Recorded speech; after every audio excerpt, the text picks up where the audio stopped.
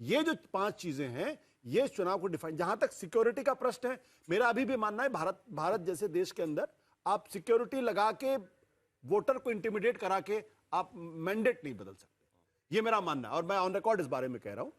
बहुत सारे लोगों सिक्योरिटी लगा के आपने देखा कि टीएन शेषन ने बिहार के भीतर पूरा चुनाव का रिजल्ट बदलवा दिया था। बहुत जो सिर्फ सिक्योरिटी की वजह से, आपको याद होगा वो चुनाव। मैं इसलिए ये बात कह रहा हूं कि बहुत सारे लोग ये कह रहे हैं कि पश्चिम बंगाल के अंदर जिस तरीके से सिक्योरिटी का अरेंजमेंट किया गया है वो वहां के मतदाताओं को प्रभावित करने के लिए किया गया।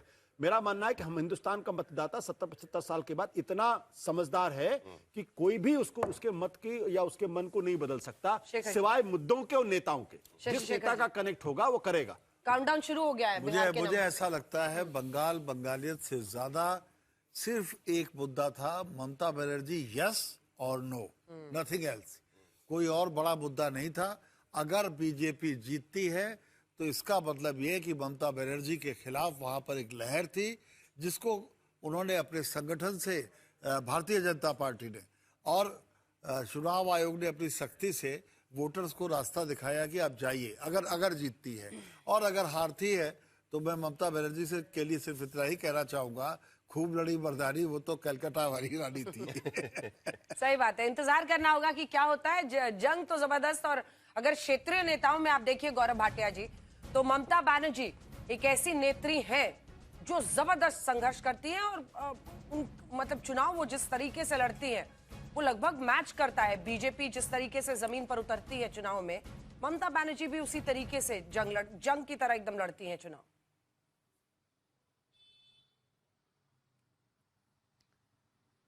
देखिए अंजना जी, अब तो मतदान हो गया है और मैं इतना ही कहूंगा, मैं आशुतोष जी को सुन रहा था बड़े ध्यान से। जब भी कभी भाजपा की बात आती है तो वो हमेशा कंजूसी कर देते हैं। अगर हम शतक भी लगाएंगे तो वो कहेंगे नहीं देखो शॉट अच्छा नहीं मारा, अभी आउट होने वाले थे। और कांग्रेस अगर हिट विकेट भी हो जाए, अगर बोल्ड भी हो जाए, तो इतनी दरिया दिली दिखाते नहीं। देखो तो मैंने आपकी शॉट तारीफ तो की अच्छा भाई। मार रहा था लेकिन पिच खराब है, अंपायर मिला नहीं। मैं अपनी बात नहीं कर रहा। आशुतोष जी धन्यवाद, आपने मेरी आज तो खुश हो जाइए, इस काबिल मुझे समझा। तो मैं इतना ही कहूंगा, मैं भारतीय जनता पार्टी का प्रवक्ता हूं, मैं पहले अपनी पार्टी की बात करूंगा। इसमें कोई दो राय नहीं है कि ममता बनर्जी बहुत ही कद्दावर नेत्री है और मुझे ये कहने में कोई गुरेज भी नहीं है। लेकिन एक कद्दावर नेत्री को जिसने संविधान की शपथ ली है, ये भी ध्यान में रखना चाहिए कि अगर आप भारत के प्रधानमंत्री और गृह मंत्री को बाहरी बुलाएंगे पश्चिम बंगाल में, तो ये संविधान संगत भी नहीं है और ये जनता का दिल भी नहीं जीतता। दूसरी बड़ी बात, हम लोग महिला सशक्तिकरण की बात कर रहे हैं। हमने देखा किस तरह से महिला आरक्षण के लिए बिल आया। ममता बनर्जी का ये बयान, अंजना जी आप एक महिला है, आप बताइए, आरजी कर मेडिकल कॉलेज में सुरक्षा देनी थी मुख्यमंत्री ममता बनर्जी को जो गृह मंत्री हैं। उन्होंने कहा महिला घर के बाहर 8 बजे के बाद रात में निकलेंगी तो ऐसा होगा। मैं समझता हूं बंगाल की महिला भी ये बयान सुन रही थी और इसलिए कहीं ना कहीं उनका विश्वास टूटता है ममता बनर्जी पर। तीसरी बड़ी बात, मेहनत, एम से मेहनत, मां माटी मानुष की बात होती है, एम से मेहनत। आप बताइए, नरेंद्र मोदी जी, अमित शाह जी, हमारे राष्ट्रीय अध्यक्ष नितिन नबीन जी, जेपी नड्डा जी, योगी आदित्यनाथ जी, राजनाथ सिंह जी, करीब 150 से 200 रैली करी। दूसरी तरफ राहुल गांधी, प्रियंका गांधी वाड्रा, सोनिया गांधी, मल्लिकार्जुन खड़गे 20 से 25 रैली भी नहीं करी। जब आप और गृह मंत्री तो वहीं पर हम हारी हुई अंजना ये था कि ममता फाइटर है कि नहीं है। ये जीती तो मानते ना फाइटर हार जाते। हाँ चलिए ठीक है, जल्दी से एक बार आपको पोल ऑफ पोल्स दिखा देते हैं क्योंकि अब 1-2 मिनट का इंतजार है जिसके बाद से बंगाल के नतीजे आएंगे। तो हम आपको पोल ऑफ पोल सबसे पहले दिखा रहे हैं असम का। असम का टुडेज चाणक्य का हम आपको दिखा रहे हैं। असम का जो एग्जिट पोल है, असम के एग्जिट पोल में 102 सीटें एनडीए को यहां पर दिखाई है और उसके बाद 102 सीटें एनडीए को और कांग्रेस को 23 सीटें वहां पर और एक अन्य यानी वो बदरुद्दीन अजमल हो सकते हैं जो उसके बाद एक्सिस माई इंडिया के पोल में देखिए 88 से 100 सीटें एनडीए के खाते में और 24 से 30 एक बार फिर कांग्रेस का वही परफॉर्मेंस। और 6 से 12 अन्य, ये भी यहां पर दिखाया गया। ये और मैट्रिक्स का आ गया। ये मैट्रिक्स का सर्वे आ गया। मैट्रिक्स के सर्वे में 6 से 12 अन्य को दिखाया गया है। चाणक्य स्ट्रेटेजी में भी 80 से 86 ये एनडीए के खाते में जाते हुए, यहां पर पोल डायरी में भी 86 से 101 ये एनडीए के खाते में जाते हुए, और पी मार्क में भी 82 से 94 सीटें मतलब एनडीए सब के में खाते ही में। असम की सभी में। सरकार रही है। बस एक तो तरफ असम का एकदम तरीके से मामला क्लियर है। पीपल्स पल्स में भी 68 से 72 है, 22 से 26 कांग्रेस का है। तो कुल मिलाकर केरलम में अब आपको दिखा देते हैं पोलो पोल्स में। टुडेस चाणक्य जहां पर 69 सीटें दे रहा है यूडीएफ को, और एलडीएफ को 64 सीटें दे रहा है। वहीं पर अगला, और इस बीच आपको बताते हैं बड़ी खबर इस वक्त की हम आपको बता रहे हैं, भारतीय जनता पार्टी को 192 सीटें आती हुई दिखाई दे रही हैं टुडेस चाणक्य के अनुमान में। आपको बता दें नतीजे नहीं हैं, ये सिर्फ और सिर्फ अनुमान है, और टीएमसी सिमटती हुई दिख रही है 100 सीटों पर। 192 सीट आ सकती है भारतीय जनता पार्टी को, और इसमें प्लस माइनस 11 लिखा है। प्लस माइनस 11 100 सीटों वाली टीएमसी को भी है, और अन्य को सिर्फ 2 सीटें। तो एकदम राजनीतिक रूप से ध्रुवीकरण, और पूरी या तो तरीके से बीजेपी उलटफेर, या तो टीएमसी, पूरी और तरीके इस से नजरिए से बीजेपी की इस एग्जिट पोल के अनुमान के मुताबिक बन रही है वहां पर सरकार। पूरी तरीके से उलटफेर इसमें, क्योंकि बीजेपी को 48% वोट शेयर मिल सकता है, ये अनुमान टुडे चाणक्य के एग्जिट पोल में रखा गया है, जबकि टीएमसी को 38% का वोट शेयर मिल सकता है, जो पिछली बार पलटना पूरी तरीके से। जितना ममता बनर्जी को था वो बीजेपी को जा रहा है परसेंटेज, और जितना बीजेपी को था वो टीएमसी की। लेकिन बीजेपी 192 सीटें जीत सकती है प्लस माइनस 11, और तृणमूल कांग्रेस 100 सीटें जीत सकती है। टुडे चाणक्य का अनुमान है प्लस माइनस 11, और अन्य जिसमें कांग्रेस या सीपीएम या लेफ्ट पार्टी शामिल है 2 सीटें प्लस माइनस 2 उन्हें उसमें मिल सकती है। यानी बड़ी एक खबर और इस वक्त एग्जिट की हम पोल आपको में बता रहे हैं, एक बार फिर से बहुत बड़ा राजनीतिक फेरबदल हो जाएगा अगर पश्चिम बंगाल में आजादी के बाद से आज तक यहां पर बीजेपी कभी सत्ता में नहीं आई है। पिछली बार का बेस्ट परफॉर्मेंस 77 सीट, और अगर 294 में से वो 192 सीटें ले आते हैं तो ये बहुत बड़ी बात हो जाएगी। और भारतीय जनता पार्टी के विस्तार में अगर आप देखिए तो बिल्कुल, मतलब जिसको आप समझ लीजिए उत्तराखंड से लेकर पूरे दिल्ली से होते हुए, उत्तर प्रदेश होते हुए, बिहार, उड़ीसा, बंगाल, और इधर पूर्वोत्तर के अनेकों राज्यों में, तो आप कह सकते हैं कि नॉर्थ इंडिया में मध्य प्रदेश, राजस्थान, जहां भी आप देखिए पूरे उत्तर भारत में मतलब बीजेपी ही बीजेपी आपको गुजरात तक दिखाई दे रही है। और जरा फाइनल डिटेल्स जरा देख लीजिएगा एक के बाद एक, क्योंकि अलग अलग कास्ट कॉम्बिनेशंस ने कैसे वोट किया हुआ है। तो मुस्लिम वोट्स 71% तृणमूल कांग्रेस को मिल सकता है, ये टुडे चाणक्य का अनुमान यहां पर रखा गया है। पिछली बार सीएसडीएस के मुताबिक 75% वोट मुस्लिम वोट तृणमूल कांग्रेस के पास पड़ा था, बीजेपी को 8% मिल सकता है।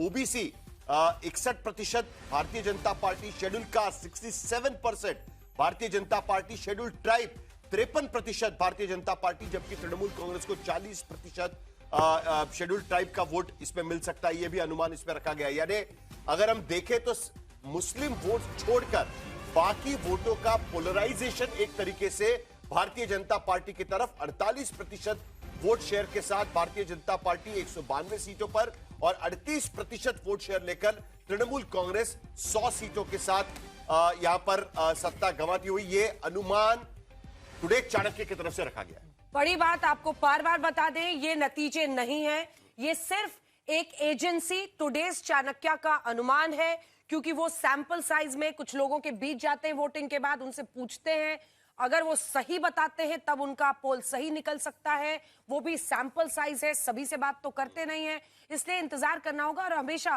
With a pinch of salt ही इस पर चर्चा होनी चाहिए। लेकिन अगर यही नतीजों में तब्दील होता है तो फिर शशि शेखर जी प्रचंड जीत ये कहलाएगी, और भारतीय जनता पार्टी के लिए, मतलब जिस सपने के साथ ये प्रधानमंत्री नरेंद्र मोदी और गृहमंत्री अमित शाह की जोड़ी काम कर रही है अपने पार्टी के विस्तार के लिए, उसमें सबसे बड़ा झंडा वो गाड़ देंगे। इसमें कोई दो राय नहीं है। अगर आप देखिए, अगर ऐसा होता है तो बंगाल की खाड़ी से लेके चीन की सीमा तक, हिमालय तक, और हिमालय की दूसरी चोटियों से लेकर, पूर्वोत्तर की चोटियों से लेकर अरब सागर तक पूरी तरह से झंडा लहरा जाएगा। कुल 5 स्टेट ऐसे बचेंगे जहां उन्हें इस पर काम करने की जरूरत होगी। तो ये एक बहुत बड़ी सफलता होगी, बहुत बड़ा राजनीतिक उलटफेर होगा आजादी के बाद का, अगर ऐसा हो जाता है। इतने बड़े भूभाग पर राज्य 1967 के बाद किसी ने नहीं किया। तो एक बात ये। दूसरी बात, मैं यहाँ ये भी कहना चाहूंगा कि आंकड़े, एक कैविएट लगाना चाहूंगा कि जिस तरीके की पोलिंग हुई थी, जिस पर खूब बहस हो रही थी, अगर ये होती है तो इसका मतलब ये एंटी ममता वोट था। लेकिन अगर इस कैविएट का जो दूसरा हिस्सा है कि अगर दूसरे परिणाम आते हैं, यानी ममता बनर्जी जीतती हैं, तब भी जीत का अंतर ऐसा ही होगा। तब लोग ये कहेंगे कि बंगालियत जीत गई और इस तरीके की वो राजनीति तो अपने हार हिसाब गई। से देखिए, जो जीता वो सिकंदर, और फिर सिकंदर अपनी वजह खोज ही लेता है। हार जीत एक तरफा होगी, इसमें कहीं कोई दो राय नहीं है। जिसकी ये भी ये बात तो साफ हो गई है। ये बात तो बिल्कुल साफ फंसेगा है। नहीं मामला। मामला गौरव नहीं जी, फंसेगा। लेकिन ज्यादा खुश होके मत कुछ बोल लीजिएगा। कई बार नतीजे वाले दिन एग्जिट पोल का पूरा वीडियो लोग बहुत वायरल करते हैं, लेकिन अगर यही अनुमान नतीजों में तब्दील होते हैं तो जाहिर तौर पर बीजेपी के लिए इससे हिस्टोरिक, इससे ऐतिहासिक मतलब उसके इलेक्टोरल सफर में कोई मकाम नहीं होगा। बिल्कुल बिना किसी राय के ये कहा जाएगा। और गौरव जी से इस पर भारतीय एक राजनीति का इतिहास इसको होल्ड दिखेगा। Our horses. एकदम पकड़ के रखिए सर, जोर से आशुतोष जी। अब तो आप एडवांटेज बीजेपी बोल दिए हैं, फंसिएगा अगर उस दिन बोला कुछ- advantage। अभी बोला- बोले बोला आप। हाँ, एज है बोले हैं। एज है बोला। टीएमसी को बोला मैंने।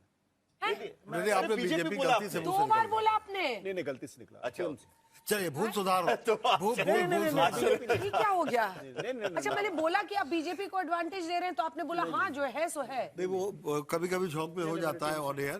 तो तो आप ये भूल स्पष्ट, सुधार नहीं है, स्लिप ऑफ टंग हो सकता है। अच्छा चलिए ठीक है। गौरव जी, गौरव जी, गौरव जी, मतलब ये चाणक्य का नतीजा आने के बाद तो मुझे वाकई कहना चाहिए बीजेपी मैंने बोला, बट ऐसा नहीं है। आज मैंने कहा टीएमसी को एज। ठीक है गौरव जी।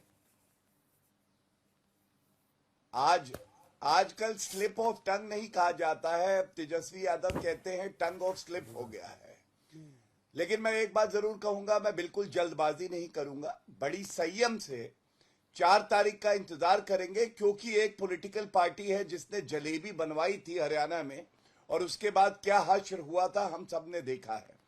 लेकिन अगर ये रुझान और एग्जिट पोल सही हैं तो ये कहना गलत नहीं होगा, पश्चिम बंगाल में भारतीय जनता पार्टी की सरकार बनेगी। और जो रविन्द्रनाथ टैगोर जी ने कहा है, where the mind is without fear and the head is held high, वही पश्चिम बंगाल जो बनने जा रहा है, ये भारतीय जनता पार्टी सुनिश्चित करेगी। दूसरी बात, ये आंकड़ा एक महत्वपूर्ण बात और कहता है, 2021 में भारतीय जनता पार्टी के पास उससे पहले 16 में 3 सीटें थी, फिर 77 पे हम पहुंचे, 74 सीटों का इजाफा हुआ, अब 192 दिखा रहा है, मतलब 115 सीटें और जोड़ने जा रहे हैं। अगर ये इतिहास कोई रच सकता है तो वो मेहनत वाली, ईमानदार, कर्मठता वाली पार्टी भारतीय जनता पार्टी ही कर सकती है। और मैं इंतजार करूंगा 4 तारीख का, जब हम जनता का आभार भी व्यक्त करेंगे और जीत का लड्डू अपने विपक्षी पार्टियों को भी खिलाएंगे, संजय शर्मा जी, जिस रसगुल्ले में कंकड़ ना हो। 92% वोटिंग बिहार पश्चिम बंगाल के भीतर हुआ इस बार के चुनाव में।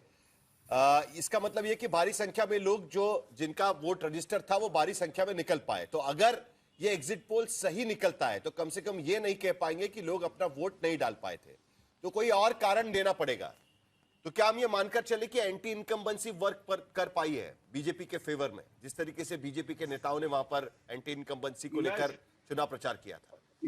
मैं साहिल जी आपको बोलूंगा कि अभी बेवजह तनाव लेने की कोई आवश्यकता नहीं है, हमें 4 तारीख तक इंतजार करना चाहिए, क्योंकि जैसे आंकड़े इन्होंने बताए हैं, जमीन पर हमें वैसे आंकड़ों का सुराग कोई दूर दूर से हम देख नहीं पा रहे। आपका अनुमान बता दीजिएगा। वो तो ममता बनर्जी ने 226 कही थी। संजय जी सुनिए ना, संजय जी सुनिए, एक दूसरा सवाल, ठीक है आपको, मुझे पता है कि आप क्यों इस पर रिएक्ट कीजिएगा, आपको जाहिर तौर पर ये पोल सही नहीं लगेगा, आप पसंद नहीं आएगा, लेकिन एक छोटा सा सवाल है, क्या आपने कभी इस बात पर चिंता किया है, जब हम लोग रिपोर्टर्स भी जाते हैं, कोई कैमरे पर टीएमसी के खिलाफ बोलने से भी डरता है, इसकी वजह क्या है? मैं कई दुकानदारों के पास गई, उन्होंने कहा नहीं दीदी माइक पे नहीं बोल सकते हैं, इधर उसका कार्यकर्ता आ जाएगा, मैं- क्योंकि इसी को बीजेपी मैं- ने अपना सबसे बड़ा प्लान हथियार बनाया। बनाया। उन्होंने कहा भय से भरोसे ये ऐसी तक कोई एक रिस्पॉन्स। नहीं, ये ऐसा कोई भय दूर दूर तक नहीं है। मैं बचपन से ही देख रहा हूँ, छात्र राजनीति से मैं राजनीति में हूँ। लोग ऐसे चुनाव के समय लोग अपने पत्ते नहीं खोलते हैं, नहीं बताते हैं। ये चलिए, शुरू ठीक से है। ही बंगाल में परंपरा रही है और आज के दिन में ऐसा कोई भय नहीं है। सोशल चलिए, फैसला मैंडेट से आएगा, जनता के मैंडेट से आएगा। लेकिन फिलहाल असम में बन रही है बीजेपी की फिर से सरकार। तमिलनाडु में यूडीएफ माफ कीजिएगा डीएमके की एग्जिट सरकार पोल बन के रही है। रुझान के अनुसार लग केरला। रहा है कि बीजेपी की सरकार बंगाल के भीतर बन रही है। बंगाल में सबसे बड़ा सबसे बड़ी उलटफेर बात, हो रहा है। सबसे बड़ी बात। सबसे बड़ा उलटफेर लौट रहे हैं, देख रही है।